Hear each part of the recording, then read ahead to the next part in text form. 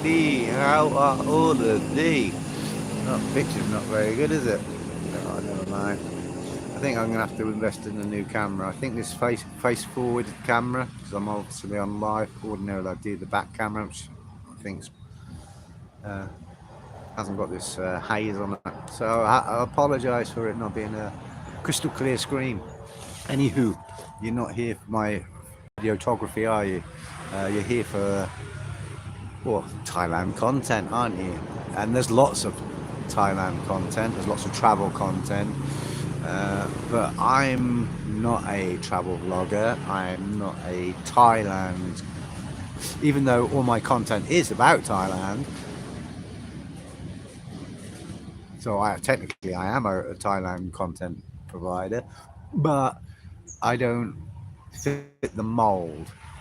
A lot of YouTubers, firstly, I don't do any editing, and that is obviously one major reason why my videos lack subscriber numbers and viewer numbers. Sound quality, video quality, everything's not very sharp. You know, I've tried. I've bought laptops, had accidents, basically. Falling off the back of a motorbike and a truck driving over a bloody bag with a laptop in it.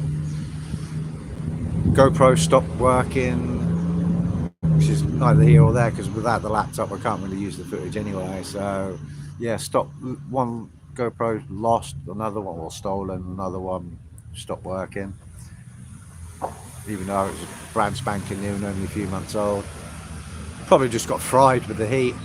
Thailand's brutal.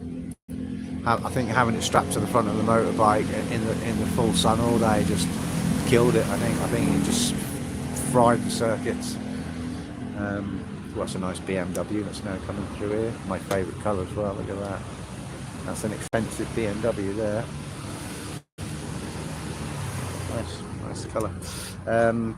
Yeah, and that. Oh, hello, where you go? Come back. Oh dear. Oh no, dear. Sorry, folks. Shall I try and turn?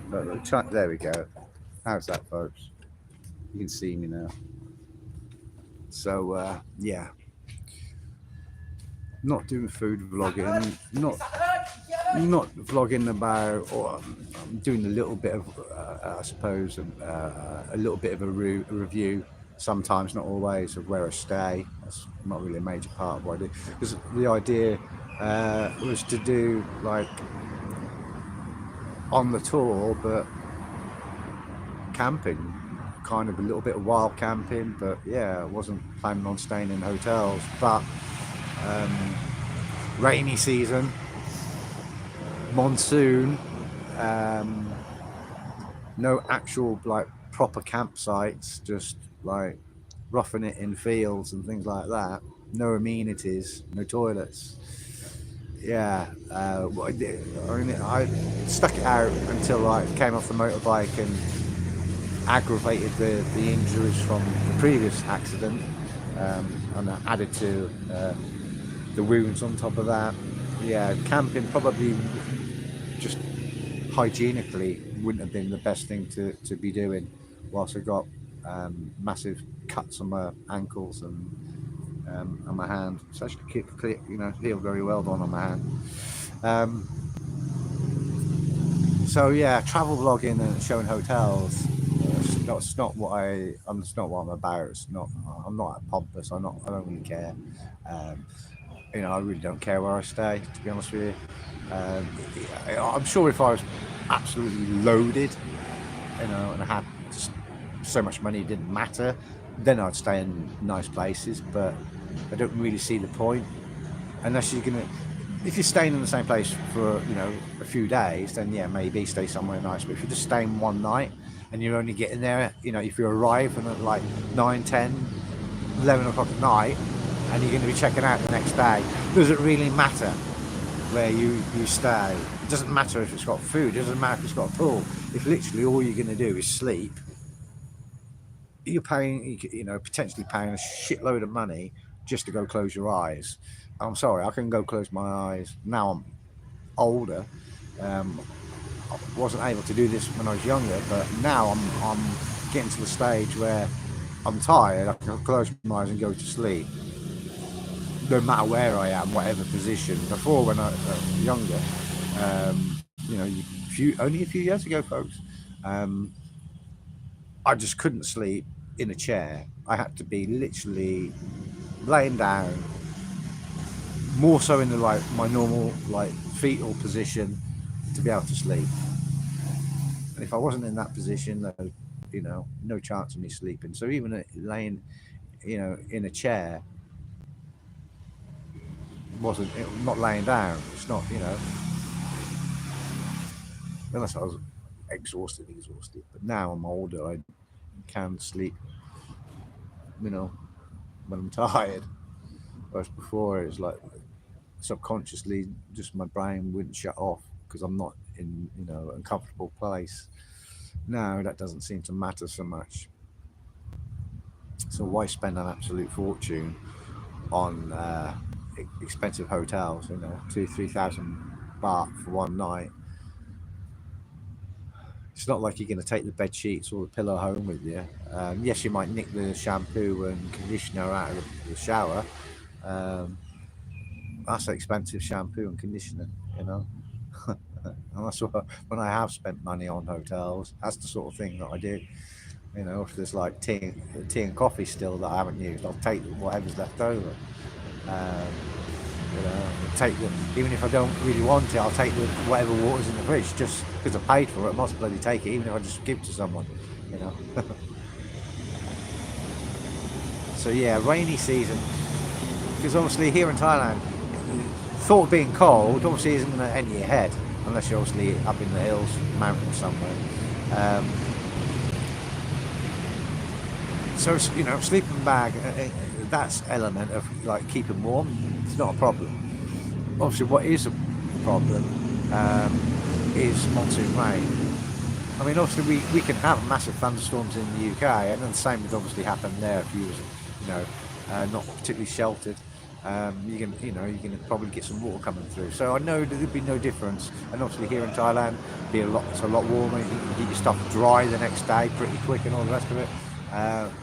But trying to sleep in those sort of conditions, and obviously during the rainy season, it's not, the weather in Thailand's not like in England or probably America or Australia. I can't really comment. I shouldn't comment about America or Australia. I never did. I'll stick to what I know. It's not like in England. Rainy season isn't like our winter. Oh yeah, obviously our winters it rains more, because our rain is generally, it can be like drizzly all day. Yeah, it can be that fine rain or just constantly raining, but it's not raining particularly hard, you know. So you still go out and carry on as normal because it's not like pelting it down. But obviously, when we have a thunderstorm and a massive downpour, that's what it's like here when they have rain. They don't have drizzly, rainy days as such. If they have rainy days, it's generally hammering it down during that whole time, and then it stops. And then the sun comes out, and you wouldn't, you know, a few hours later, you wouldn't even know it had been raining because obviously it's so hot, the roads dry out and the soil dries out really, really quick. So yeah, Thailand, in that respect, is nothing like the weather. One of the first things I was told, first conversation actually from the first Thai person that I wasn't a friend with, so you know, native to Thailand, was a taxi driver from the airport on the first visit. There's only three types of weather: hot, very hot, fucking hot. Because it's true. Even when it rains, it's not really cold. It can be if you're up in the hills and in the shade and places like that. But generally speaking, even when it's raining, it's not really cold. And when as soon as it stops, the sun comes out, it's tropical already. I'm sure there's other tropical countries around the world that the weather systems do the same. But yeah, to think you're going to get like, when people say, "Oh, don't go during the rainy season," come all year round to Thailand. I really don't understand why there's even a high season and a low season. It makes no sense to me. The weather is absolutely gorgeous all year round in Thailand, which is why so many people want to live here. Yeah, it's all year round tropical weather.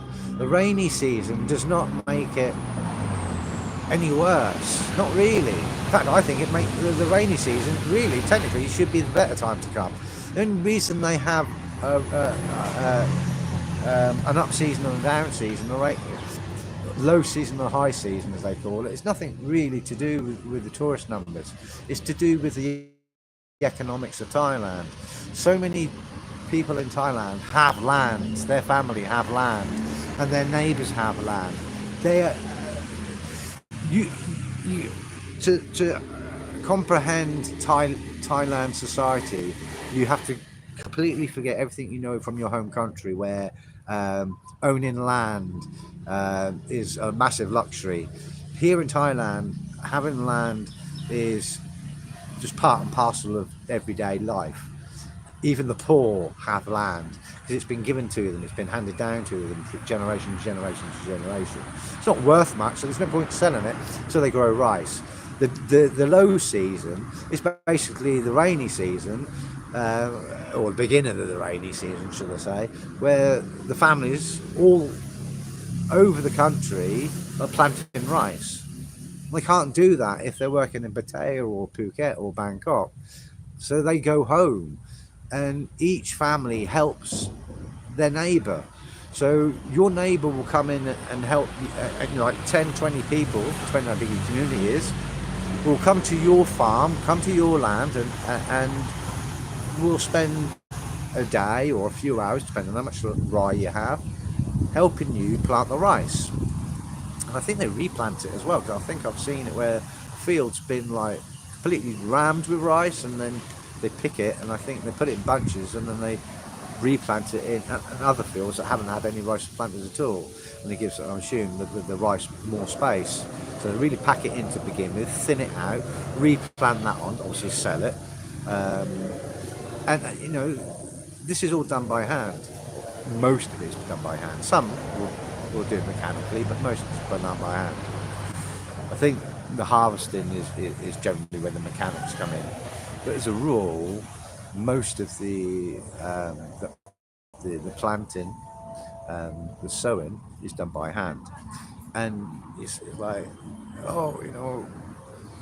if you've got a Thai partner and your wife says, "All right, I know, I'll busy the farm, busy at home, got to plant the rice." That plant, unless you've got many rye, the same as hectares or acres in England, if you've only got like the average amount, say 2, 3, 4 rye, I don't know actually what the average is, but say like a small amount, 2, 3, 4 rye, that will just be done within your community, your neighbours, your family, friends. They will also have some land, probably, in which case you will return the favour and go and do the same. Obviously, when they come into yours, you put on a spread, you put some food, you get the music pumping, you get some drinks in, maybe. That's obviously, just helps the day go by that much better, I suppose. If people are doing it with a full stomach and a little bit of drink to make them a bit merry in the process. And it's a big, they're all there singing and dancing and chit-chatting and gossiping, and and that goes. But the point is, your wife may only need to do her own land in a single day. If you get 10, 20 people working away, and you've only got like 1 or 2 rye of land, and you've got 10, 20 people there, it's going to be done within a few hours, or maybe not a few hours, but say half a day. So it's done. So your wife's, busy, planting rice. You're not busy planting rice on her land. She's got to return that favour now, potentially. She's had 10 people come to her land and help her. 5 aunties, and a couple of uncles, and and then some neighbours. She's then got to return that favour to each of those people. Oh, hopefully some of them haven't got land, so you ain't got to return the favour to all of them. So, you know, it's not busy on my land, we're busy as a community. So there's a little bit of insight to Thai living for you. Yeah. Personally, I think it's a little bit of a waste of time, money and effort to grow rice, because it costs so little and there's so much of it. The market's saturated. Specialising in a particular type of rice, like black rice instead of white rice, I think that's where. But the thing is, in Thailand, depending on where you are, in which province, and obviously weather permitting, you can actually get 2 crops in a single year. You get 2 harvests in one year. Not everybody can, I don't believe. I believe some regions can actually get 2 harvests in a single year. So it's cheap to grow, easy to grow, and if you can get 2 harvests, but most things you'll only get 1, it's a no-brainer. And obviously with it, it loves flood water. You know, it loves to be wet. Obviously, it needs to be wet. So you know, the flooding. If you would obviously, you can go the other way. If obviously you want to do drought tolerant, you go cactus or other drought resistant. But you know, it'd have to be drought resistant and flood resistant or protected. Because obviously flooding is a massive thing in Thailand with the volume of water, which is obviously why camping is kind of fine during the you know, the non-rainy season, the sunny season, sunny all year round, but the non-rainy season. That's what it should be. It should be rainy season and non-rainy season. And actually the rainy season shouldn't really be that much of a rainy season, because I think, you know, even if you have like 2-3 days, you know, of overcast weather, some big storms, but then you get some, it stops raining, the sun comes back out. It's all year, in my mind, all year round, gorgeous weather.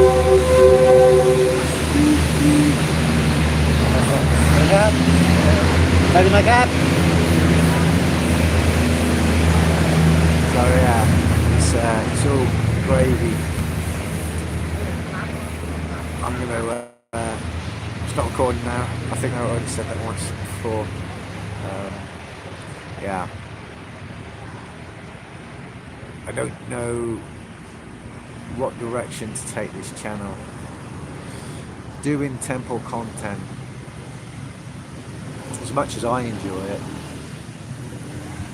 I suppose it's being honest at this point, isn't it?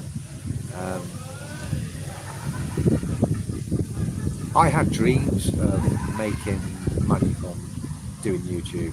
I knew it was going to be the long game. I knew it was never going to happen overnight.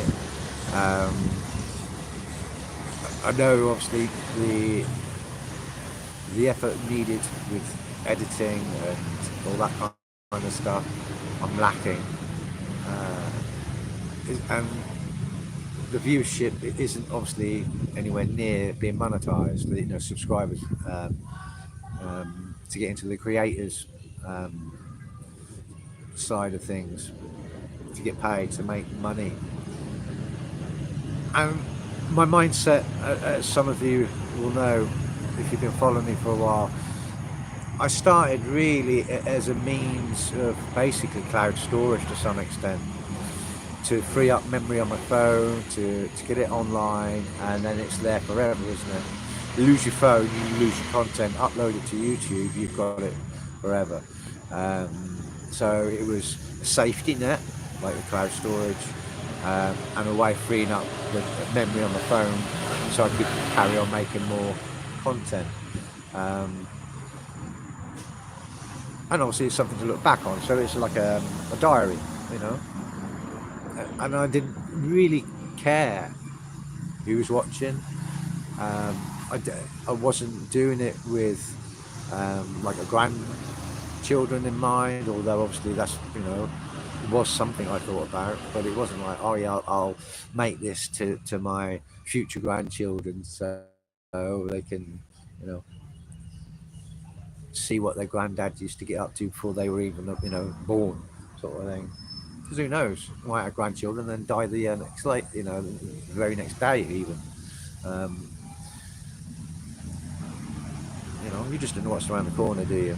So it was good for keeping a catalogue, keeping a diary. And I hope I've been the same person throughout my journey on YouTube. I've put myself out there for everybody to see. I haven't been overly personal. I've kind of kept things very generic. I haven't really spoke about who or why or what it is that I'm doing here in Thailand. Obviously, everybody watching this video and previous videos will think, well, just another wannabe, you know, another person wanting to make money from YouTube. And I'm sorry, but I'd argue really, I mean, there's obviously levels, isn't there? You know, I wouldn't want to be to the point of Mr. Beast, although I'm sure Mr. Beast, if he came to Thailand, other than the Westerners, no one would know who he is. Or very few people would know who he is, especially here in Thailand. His viewership in Thailand or, you know, Laos or Cambodia, China maybe, Japan maybe, but Southeast Asia, I don't think he's getting hardly any views. So he wouldn't get, you know, wouldn't get recognised here. But that sort of popularity, I wouldn't want that. No way. I wouldn't mind the money that comes with it. I just wouldn't want the fame. Obviously, there's nobody better than Mr. Beast, is there? He's the ultimate. He's the biggest dream for anybody, monetary-wise, to get to that level. But he, I think, is just the king of YouTube. You know, plain and simple. He's got that top dog position. I mean, really, he should change his channel, in my opinion, to Top Dog, but that name's probably gone. I mean, just funny choice of names, isn't it? Mr. Beast. I mean, generic Mr. Just that shows that, or he identifies as being a male, so that does anyone question that whole gender side of thing? He obviously identifies as male. Obviously, he wouldn't use the Mr. Beast. I mean, his surname might be Beast. I don't know. Could be. I can't choose a YouTube channel Green, Mr. Green. All the green stuff, Greenie, and all those those names have already been taken. You know, I could obviously mash it up a little bit. But you got using that word mash just reminded me of the UK. I'd say probably. I don't actually know. I don't know the stats, but I'm suggesting that in recent months or recent year, if he wasn't, he is now or soon to be #1 YouTuber in England. Hashtag Brady. He's got other channels, hashtag Brady.20 or something. But yeah, hashtag Brady. He's not making anywhere near Mr. Beast money, but he's getting towards that status. Unfortunately, I think he'll crash and burn, and I really don't want to see anyone crash and burn. But his lifestyle just won't be able to keep up. You can't be unhealthy living, smoking, drinking, eating unhealthily, not exercise, and go on forever. I'm sure Mr. Beast doesn't have that lifestyle. You know, and that's what Mr. Mashtab Brady, that's what his content is about. It's about his eating fast food, going out, getting drunk. You know, I mean, you look at his channel, he's probably got more blackout drunk videos than anything else. But that's what he's known for. That's what people not engage with, but that's what people want. He's giving what the people want. Me not wanting to pander to what people want and wanting to just do what I wanted and take you guys along for the journey, I could still do that. I could still just see this channel as a backup, a cloud storage, as a diary, and nothing more. But I realise if I'm going to put myself out there, I might as well put myself out there completely, yeah, and therefore make more of an effort to be personal. Because I haven't done that on my channel. I'll be honest. This is the first video I think I've actually really sat down and spoke about me or my channel, rather than just saying, here I am, this is what I'm doing, this is what I see, this is what I think. Yeah, I'm going to push harder now. I know I've taken as long as I have now, so I thank you, for sticking with me for however minutes it's been. For me to get to the rambling point, I do want my channel to be successful. I do want to be monetized. I do want to have that lifestyle. I mean, I would be happy just to stay in Thailand and make it just about Thailand. But unfortunately, the old visa situation, and anyone who's come to Thailand, if you've got mega bucks, then visa stuff isn't an issue. But if you're, haven't retired and got mega bucks, then visa stuff can be expensive and a pain in the ass. Even when you get married in Thailand, your visa stuff doesn't stop. Immigration stuff doesn't stop. If you took a Thai lady to England or America, well, actually no, I'll stick to what I know. England. You take a lady from Thailand to England. You're married, you've got your marriage visa, you settled down.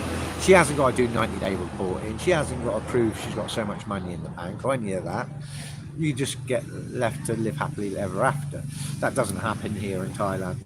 The police, the government, society just is constantly having involvement in your marriage.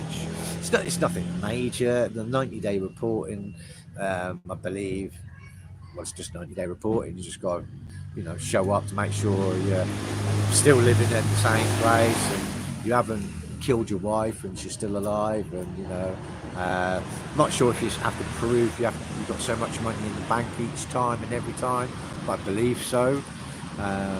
So yeah, you've got to. Actually, that might be a yearly thing. That might not be like on a marriage visa. Might have to do that once a year, but you still have to do that anyway. If it's 90 days or just once every 365, within a yearly thing, you still have to report how much, and you have to have so much money sat there in the bank, as a reserve, which is good in a lot of ways because it's obviously like a little nest egg. So most guys leave it there as like a backup. They don't touch it. They just leave I think something like 500,000 baht, 500,000 baht, something like that. So it's a fair chunk of change just to be sitting around doing nothing. But as a backup, as a nest egg, it's I think good in that respect. But you have to have it. I think also it has to be. You can't just say like transfer it from one bank account to another bank account, print off the statement and then show it. I think it has to be sat in the bank for a certain amount of days. Don't hold me to that last statement, but I believe that's what I've heard. But the corrupt side of things is there's agencies out there that you can go to, pay them 20, 30, 40,000 baht. They'll lend you the money so you can get the bank. They take your bank card off you so you can't get to the money. They put the money into your bank account, take your bank card off you so you can't do it. Yeah. So you can print off the bank statement, show it to the immigration. You get your marriage visa or whatever visa it is that you were applying for.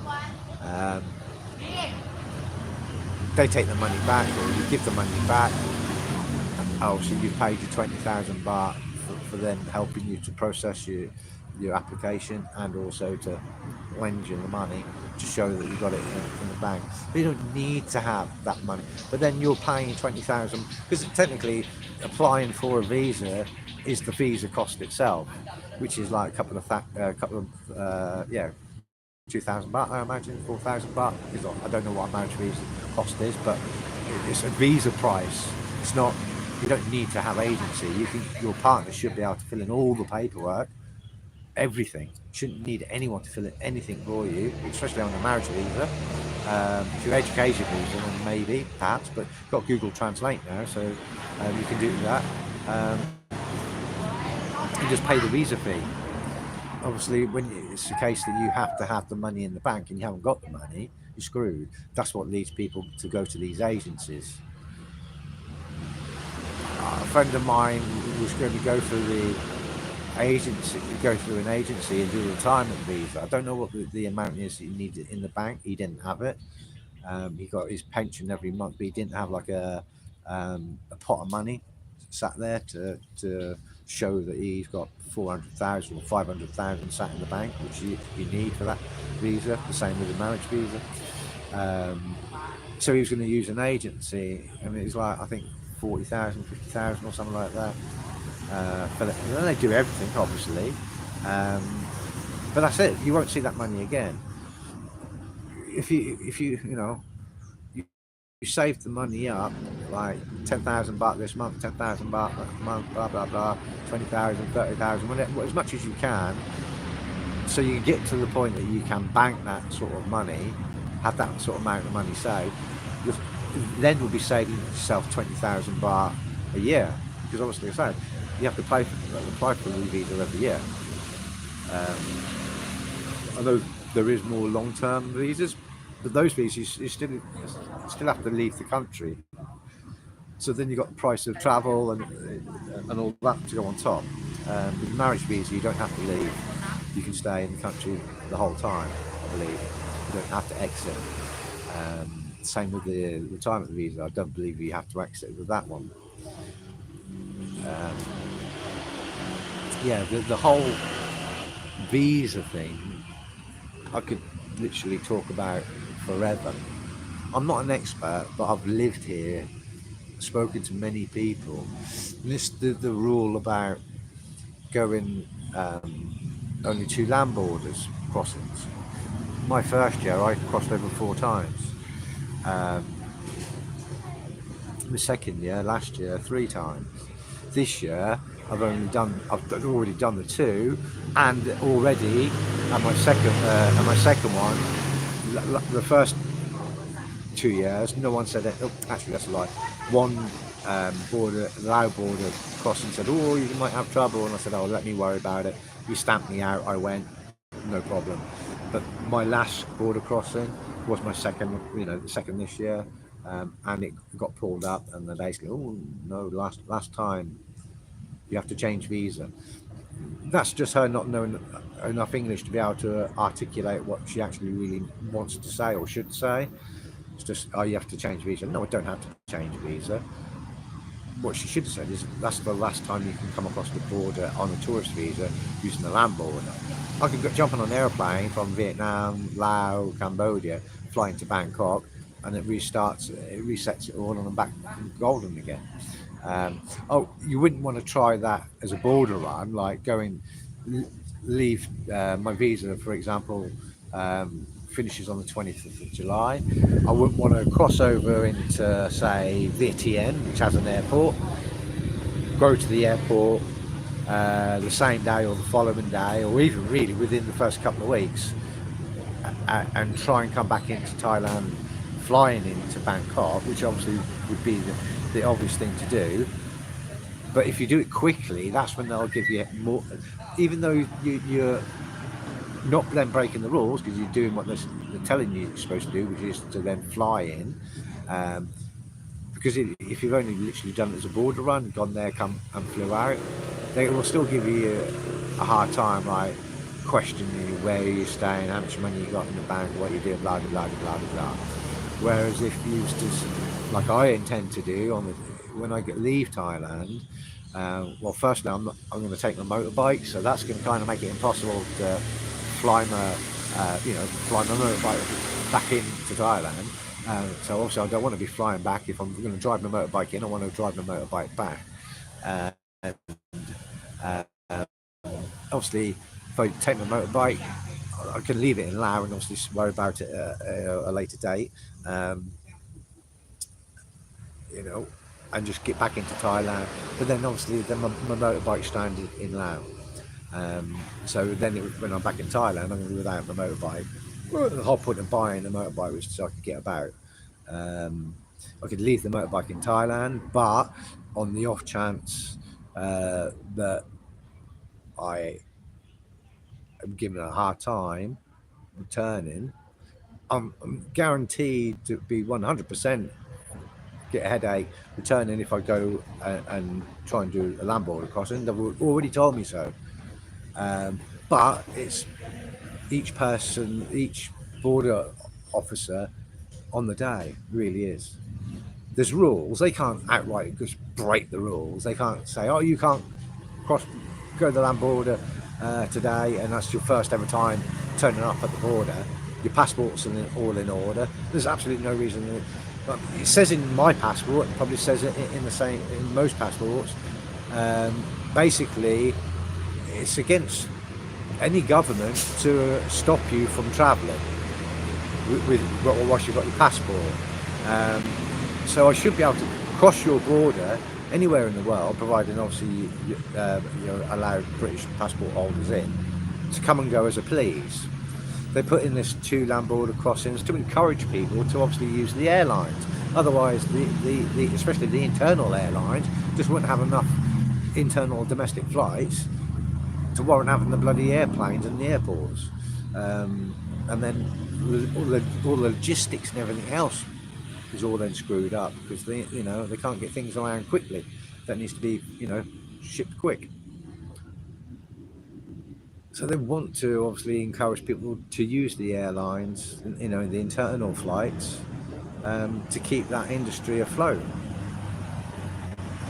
Obviously, Thai people and Lao people, yeah, they don't want to be travelling for hours and hours on end. So just out of convenience, they'll use the airlines if they can afford it. But obviously foreigners, especially when living where I live, it'd be more time consuming and more money for me to fly out of this area than it is just for me to jump on a bus or drive my motorbike and leave my motorbike in Thailand, cross and come back. It's not cost effective. I live too close to Thailand. I live too close to Laos and Cambodia, so there's no point in me flying out, spending more money and taking longer to do the trip. I could get to the Cambodian border within an hour. I could get to the Laos border within 2 hours. So clearly that's the best option for me. So I've had quite a bit of, my passport's getting pretty full with the amount of stamps in from the amount of times that I'm crossed. And obviously that's what the passport control, the immigration officers see. They just see my passport. I'm pretty sure they don't even, it probably comes up on the computer, I'm pretty sure, the fact that you've already done 2 borders. So they're not actually having to flip through the page and think, oh right, when was the last stamp? Oh, that was only so many months ago, or whatever. I'm sure the computer tells them, all right, yeah, they've done this, got a record of going in and out, he's been here, he's been to Cambodia, and then he came back into Thailand, and, The thing is, when Thailand knows that you want to be back in Thailand, that's when the problems seem to start. From the experience I've seen from others, I've always been like, I don't really care. Yes, I want to be back in Thailand. I've got a place to stay here in Thailand. I'm paying for, so don't want to be paying for 2 places. I've got my bolt hold here in Si-Keo, which I keep on because it's cheap and it's got everything I need. It's a nice place to stay. Out in the countryside. So it's ideal for my Thailand living. All right, it's not touristy, it hasn't got nightclubs or anything like that, but it's ideal for my purposes, and it's close to the temple with my son. So I don't want to up sticks and make, especially down with them having the motorbike, Laos or Cambodia my new home. But it's getting to that point now. Obviously, it's not, we're only now just over halfway through into the year, and I've already been told I have to change off of tourist visa onto a different visa. That was the words. I don't suspect that's that. Well, technically, that's probably nothing. They can't make me change visa. They can't make me get married. They can't make me get retired. Yes, they can want me to go and learn Thai, the Thai language, but there's no schools here in Si-Keo, so that's not happening. I'm not going to relocate to Bangkok, Chiang Mai, Pattaya or Phuket where the schools are, and it's going to be probably 10 times more the cost of living. No. So I can't do education visa, which would be the best one because it could probably blag it. Yeah, I could probably blag it and not really have to do much learning because I already know Thai. So I could pretend I'm a beginner, but I'm probably near an intermediate already. So yeah, as long as there's no actual sit down examination, which I don't believe there is, I think I'd be fine. But the schools apparently now do report that if you attend or you don't, whether it's a case that they report or whether or not they get an inspection, that's the difference. If they only have to report, yeah, they will report you've attended if you haven't, providing they can get away with when they come and do a check that there's no way they're proven otherwise. And as I was suggest, there probably is no real way of them checking the evidence of whatever the school tells them of you attending. It's not like they're going to stake out the place for a week and then the following week go in and do an inspection and say, oh no, we was looking at your place all last week and you only had 3 attendees, but yet you've said you've got 40 attendees. Police it's not going to be a high priority. At the end of the day, Thailand's making money, the school's making money, and that's what it's all about. So it wouldn't be a problem. The same with the more time with the kickboxing, going off to the gym, going off to do that. Same sort of thing. If you skip a week or I don't know how long those visas are for, but say it's 6 months, three or 6 months probably. You do that. They're saying the police aren't going to go stake the place out. The unfortunate thing is you might actually have some police that might be members, so they, just by the sheer fact that they happen to be a member themselves, might be able to, but that'll be just more of a blackmail thing. They'll blackmail the gym to say, look, fuck off, you haven't had 40 farangs in your gym last week, you've had 2 or 3 diehard proper students who 100% committed to doing it properly. But then obviously there's injury and sicknesses and things like that. So, that's the workaround. I couldn't attend school or I couldn't go to the gym because I was ill.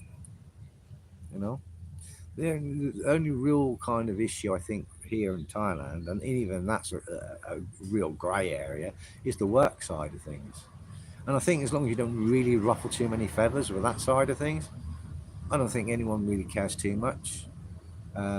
If you're out here working as well, be it that you're working as a teacher, you're working as a guide, although they do crack down on that. I think, realistically, I've seen guides working in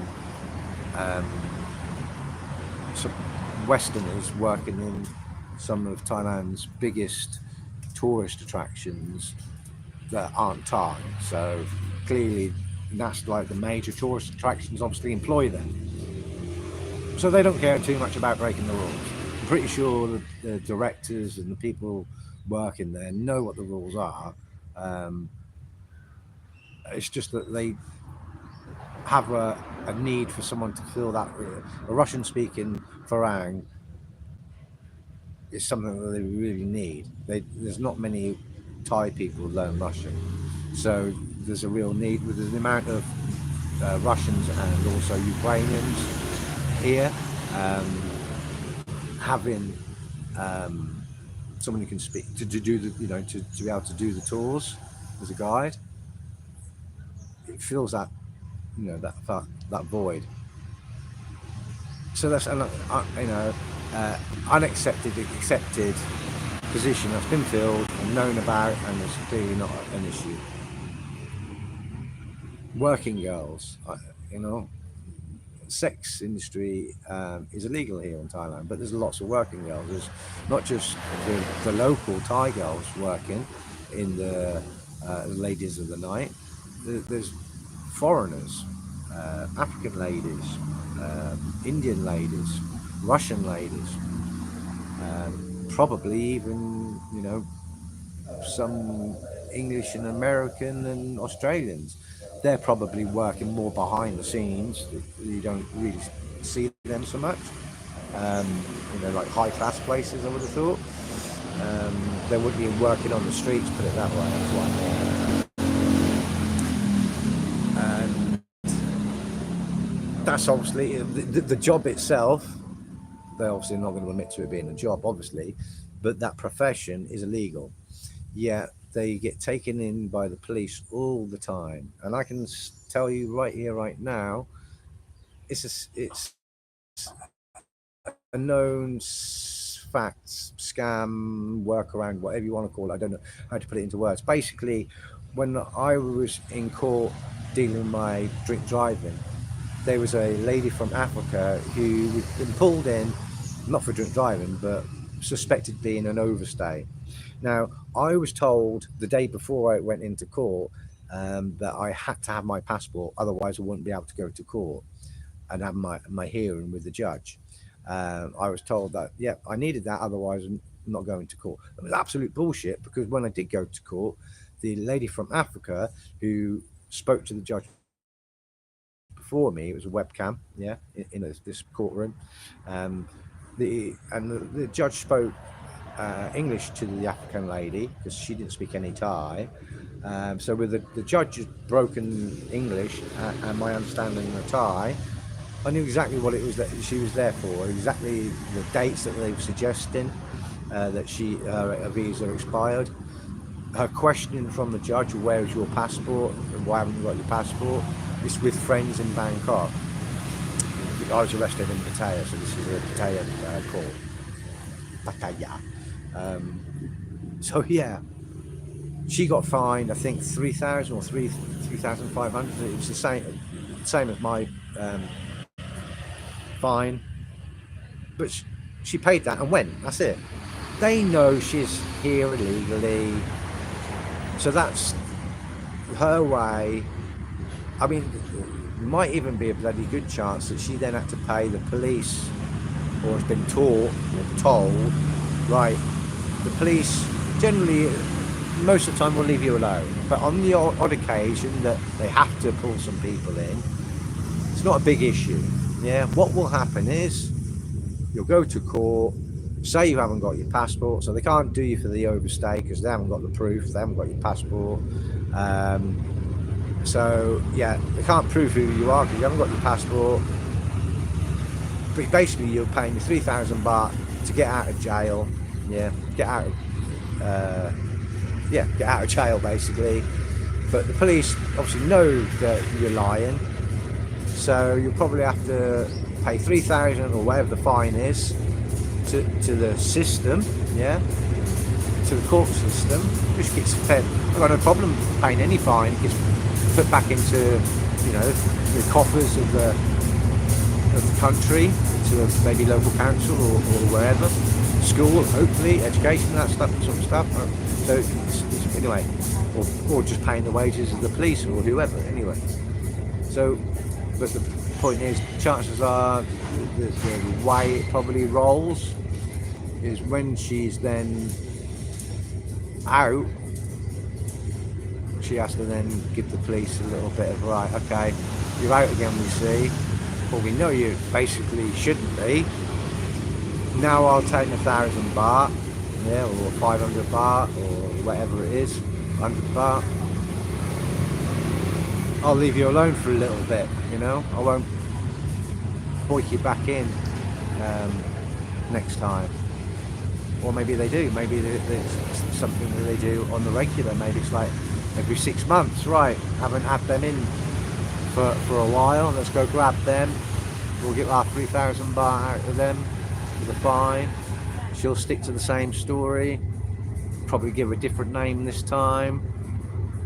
The police won't necessarily recognise her from the time before, although not everybody looks the same to me, so I don't know why police would say we all look the same, but unfortunately we do. Westerners do all look the same to Thai people, to Asian people. And I think Asian people think that about us. We think they all look the same, but unless you're a fucking twin, of course you don't look the same. You know, I know it might be difficult for us to articulate when given a description, you know, but you know what someone's wearing and this, that and the other, long hair, short hair, colour of hair, colour of eye, you should be able to still describe it. But anyway, it's not a big issue, it's just the way it is. I think it was a brief conversation I had with the girl, because obviously it was like, I wanted to like, huh? How's that happened? So as soon as we got out of the actual court room, I was like, where's your passport? How's that? She was like, shh, shut up. Like, I don't want to be talking about this, because she knows that technically it's the rules don't matter to her. Well, they do and they don't. They matter as much as they'll make the difference when the police really want to make it a big deal. But until it becomes a big deal, they'll just kill it, you know, 3,000 baht every month maybe. It's only like 28, 48 hours maybe, which she's behind bars for, unless she gets taken in on a Saturday, and then she's got to wait until Monday. But yeah, it's like, that's just the way it is. You and I, as being a male here, you try that, yeah? I mean, technically now I've seen it with my own two eyes, I kind of can argue the toss a little bit. You know, I've got to some extent. I might not have the evidence myself, but the courts will have evidence. So if I ever did overstay, and you know, the police call me in and say, "All right, where's your passport?" "Oh, that's okay, I haven't got it. It's with a friend." I'll wait and speak to the judge. I'm really sorry. I'll pay the fine. I'll go and get it. I can't get hold of them at the moment. They're away. I didn't realise they were going on. Whatever bullshit. Then, you know, if they do it for the sex workers that come here and do it, I'm sure they can do it for us men as well. Chances are, because of the system and the mentality and just the history with Thailand and the sex industry, that's how it's always been. We treat those sex workers, and this is the game, but we've got a separate game for them. The men that come here, and they're not working as sex workers, they're here for whatever reason. They might just be here retired, but don't want to do retirement reasons, and they've just overstayed. Or maybe they've just been lazy, or maybe they haven't got money, or whatever. They won't have, I'm pretty sure that the odd one or two maybe have that same sort of, yeah, go see the judge, pay your fine, and away you go. Come back in a few days once you got your passport, so we can make sure, you know. Or I suggest, probably more likely the case, they will keep it behind bars until you actually have your passport and you can show that you're not overstayed. I don't think that the story. I don't think the story will wash. I don't think the historically, culturally,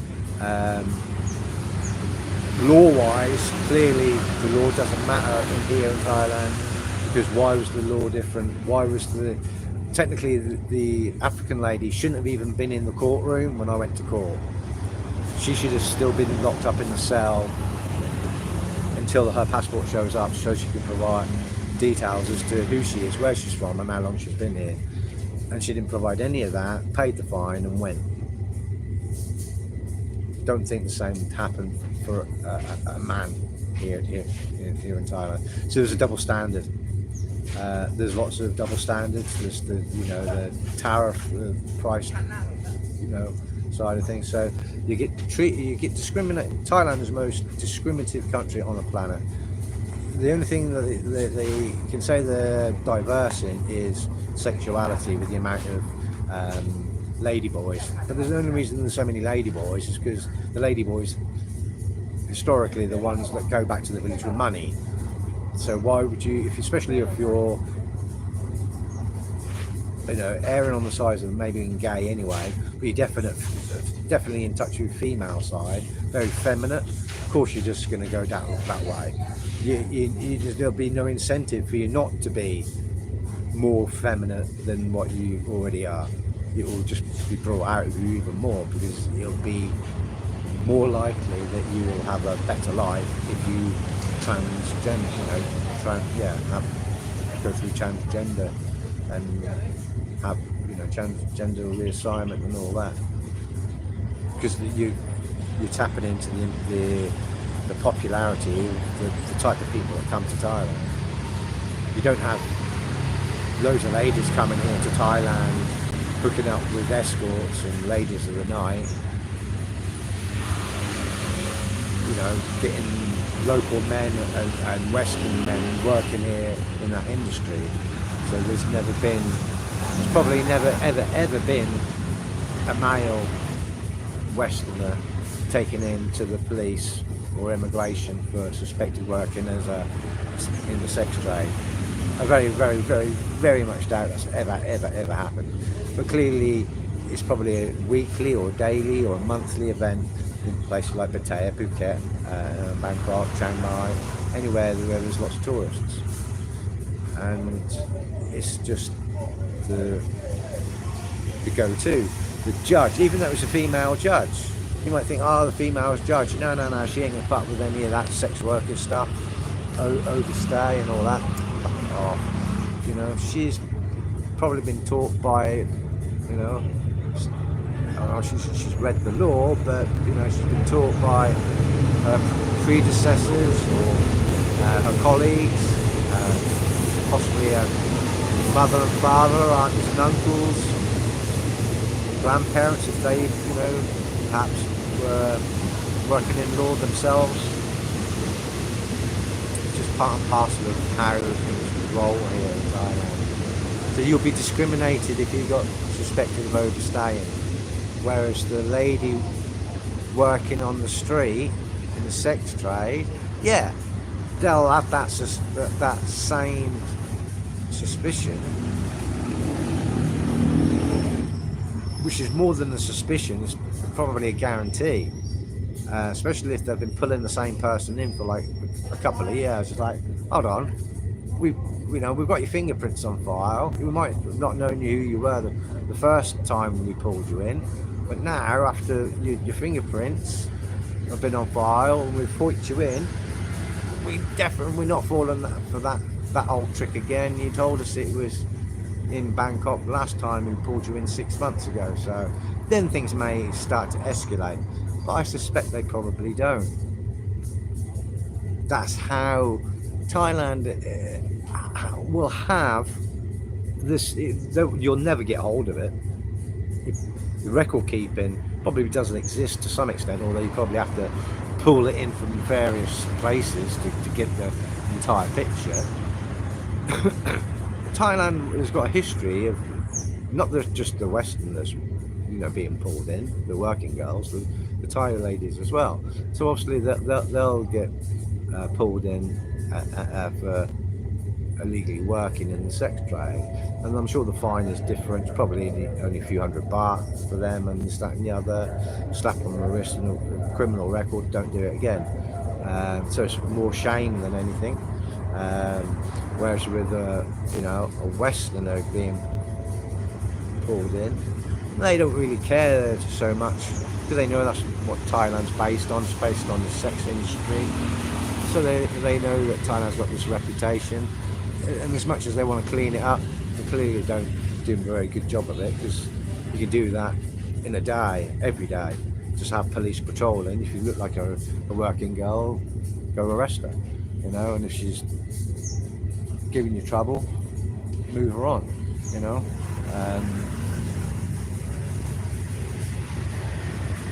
They know that they're working illegally, but obviously it's not really work anybody should be doing. So that element is like, well, we know there's a massive sex industry, so we can't really really tell you off too much for being on the game. But just give us a 3,000, 4,000, 5,000, whatever the judge wants to say.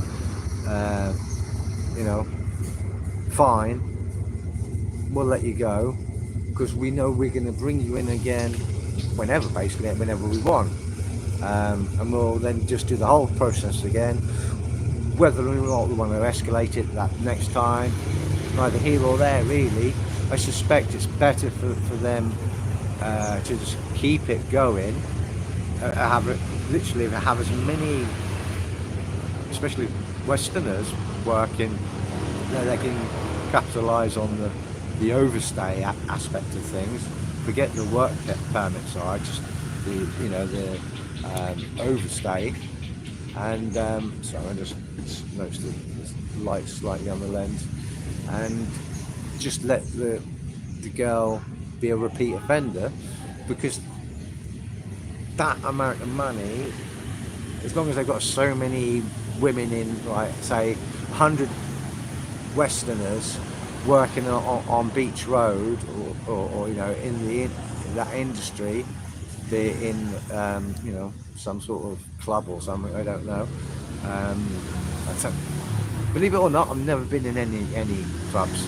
Not this time around. Years and years ago I did, but I haven't been in a club. I'm too old for clubs. So yeah, we've got 100 women. All right, that number will go up and down. Some will move on, but new girls come in. But say averagely they have 100 foreign illegal workers in Pattaya. Could be Bangkok, could be Chiang Mai, it could be any major city. That then generates so much revenue, averagely. If we stick to what we've always done, pulling them in every month, every couple of months, if we could do that repeatedly, as long as we can get enough of them, this is how much. But the same will do, for drink driving. I'm sure the police are targeted on, trying to make so many arrests, therefore revenue from the fines. England has the same. The police are targeted to make so much revenue from speeding fines and other fines. It's business at the end of the day. Law, the police service is a business. They don't sell you anything. They just take your money off you for doing wrong. So obviously, if you don't do any wrong, then you really shouldn't be any need to pay the police anything. And that's not really the case here in Thailand. Anyway, that's a whole new story. And thanks for sticking by. Like, share, subscribe, and I'll tell you more about how different Thailand can be from what any other YouTuber will tell you, because they haven't had my experience. You can go watch your Thai Talk with Dan, where basically every single woman, well, let's be honest, 99% probably are, but in his head I think he thinks, well, most of the time 100% are. So there's the negative aspect of Thailand. You got the ones who are talking about nightclub life and the scene in Pattaya and Bangkok and walking streets and all that kind of stuff. And then the best, in my opinion, is the ones who, you know, married to a Thai lady, living their dream life. They're the ones I think really that we all kind of. I'm single. I can't obviously pretend to do couple content or farm content or any of that. That was the dream. Hasn't worked out. So I can't base my. Long story short, this is how this video started. Just knowing where to position myself. I'm not going to just move to Bangkok or Phuket or any of those places just to make content, because I'd burn out. I don't want to be going out every single night of the week just, you know, to show off the sexy girls, to have issues with them, because they do. You film them, and some of them, especially the lady boys, they will go ape shit at you, throw bottles of water at you. They will, yeah. You got to be careful. You can end up having a fight along walking streets, because some of them really will take offence to you walking around with your camera in there, even though you're in public. So technically, they haven't got a leg to stand on. If someone pisses you off and starts abusing you, it sometimes takes a bigger person to walk away, especially when it's a lady boy. And they, unfortunately, generally, because they're a man, they've got a bit more. They got more balls, haven't they? That's the whole point. They have got aggressive, you know, got an aggressive streak in them still, and they think they're better than everyone else, and they tend to be more confident with their really bad English. Like, actually, ladyboys speaking English is the worst type of person to talk to, because their speech, the language that they use is very often very crude, and just not very good. But anyway, that's another story. I'm not here to talk about how people speak English. I'm not a teacher. But here in Thailand, to find my place within YouTube is difficult. Sticking to doing the same thing over and over again, I think, unless it's going to nightclubs, eating out and doing food vlogs, I think that's probably the easiest vlog. Vlogging like resorts and hotels, obviously the scenery and that kind of thing. Yeah, but the thing is, millions of people have done that scenery before you. There's drone footage on the internet, you know, and who's searching for drone footage? You know, if you first researching about the place because you want to do drone footage, then yeah, you might look at see out what's out there already. But if you're not going to do drone footage, then what do you care how photographic it is from above?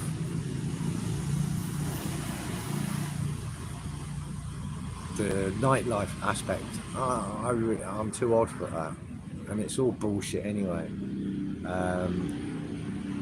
It's not a respectable industry to work in, so therefore it's not really a respectable industry to really be vlogging about. I don't enjoy being drunk. I certainly don't enjoy being around drunk people, and like I say, I think I'd burn out if I was to do that. I wouldn't enjoy it, and I'd probably end up potentially getting into more trouble, which I don't want here in Thailand. Playing it safe, trying to find my place or get the algorithm to find a place for me by doing temple content. Yeah, it helped massively doing temple content day in, day out, doing the same content. It gave the algorithm something for people, or the algorithm to know about me, to then be able to show other people. But there's so many other people out there maybe making content like I make, but making temple content with better cameras, with drone footage, with You know, some people are going in deep dive, you know, going into the history of places and telling you much info. Mine's just, you know, here's another temple. Oh, that's different. I noticed that's not the same as, you know, oh, that's nice. Blah, blah, blah, blah, blah, blah. Just my experience of being there. So you as a viewer, you're finding out how I experience something. You're not going to experience everything I experience in the same way, are you? You know, you will see the same, but you might not feel the same. I mean, no one's watching YouTube to see how I feel. You see, you watch to see how I feel about eating something. If you wanted to go there and then eat the same yourself, but you're not interested in my opinion of the temple, not really. So that's when when I learned about the gongs, the chongs, and the rubbing and them. I was smitten. I was, wow. It was something I enjoyed doing, but it's something that I'm pretty sure no other content provider is doing or has done.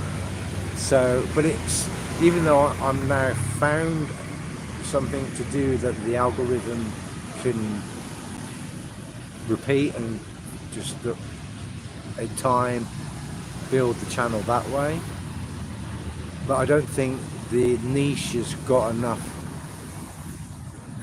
If obviously, yes, I got the drone footage and started doing more cinematography and more telling you about the temples, yes, I'd get more engagement and more views.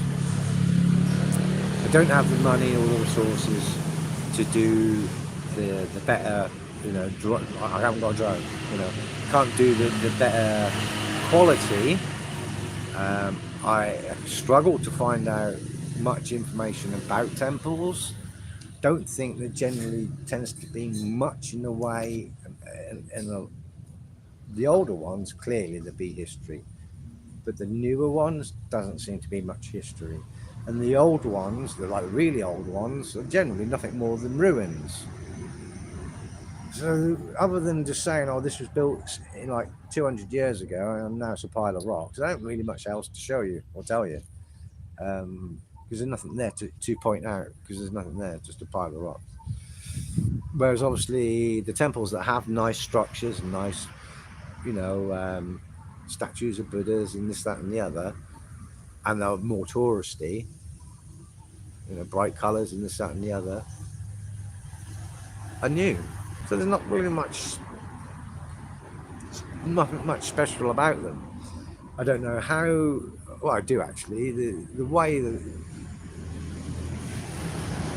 temples become temples is generally the monk will be given land, or his family has donated land, or he's lived somewhere for long enough and then the monk there has died and he is the next one to take on that place. They get established over time. Obviously the bigger and the more known ones, they've been around for 50, 60 years. They've had many head monks go through them. You know, I don't know if they're called head monks. That's just a name I'm making up. But you know what I mean? The lead monk, the founding monk. That's a better word, I suppose. You know, but these old temples, these ruins, they don't have places generally where any monks live. So they're, you know, they're just ruins. They're in my mind, to even call them a temple at that point is a bit of a stretch, because they're just a ruins where people, you know, generally don't go actually, unless they're like a massive complex of lots of ruins together. And some bits aren't as bad, but some ruins are literally just piles of rocks. And I'm waffling. Right, I wish I could edit this video actually, because I feel myself rambling on and losing my trail of thought. And I want to stay on topic and keep this to the point where you actually get something from it. And I hope you have got something from it. I hope you consider liking and more importantly subscribing, if obviously you've got an opinion on, you know, put it in the bottom if you disagree, you know, in the comments if you disagree. and subscribe if you want to learn a little bit more about Thailand and how things work here.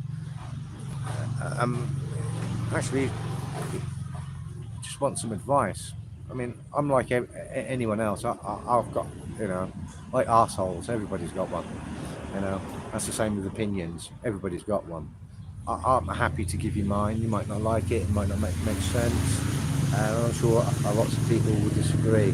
Like I said, way back, if you come into Thailand, you've got shitloads of money, pretty much you'll have the best time ever. Nothing will, nothing's a concern, is it? Nothing's a problem.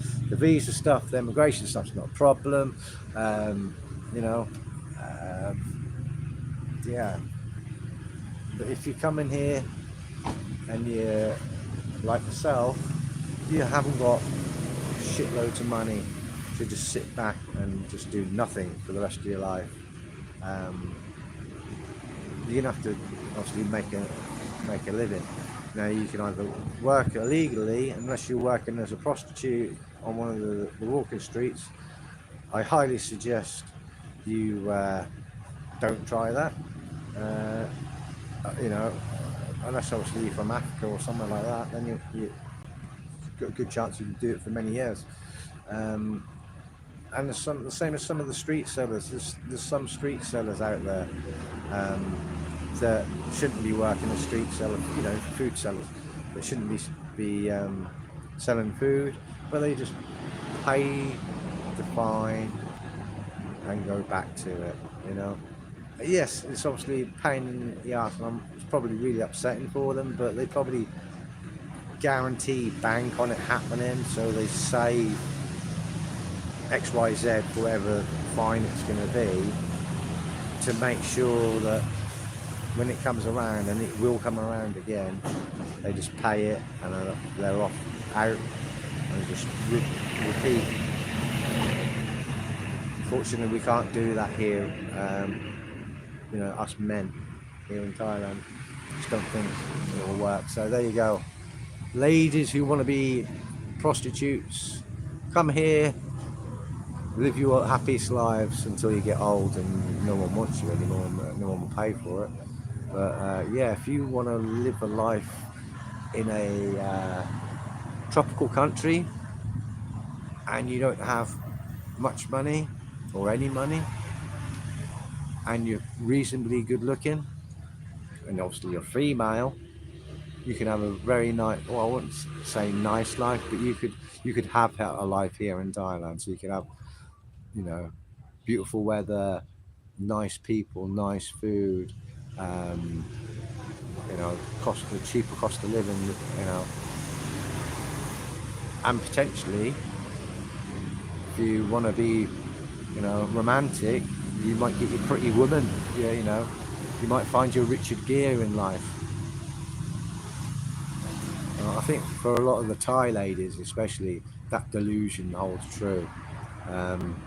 Don't think that maybe the African ladies and other nationalities working here in that trade, maybe they don't have that same delusion, but I'm pretty sure 99% of the Thai sex workers are in it for that hope. And if I was a lady, I'd be doing it, 100% I'd be doing it, and I'd be hoping for that same dream too. So big up the ladies. Anyway, like, share, subscribe.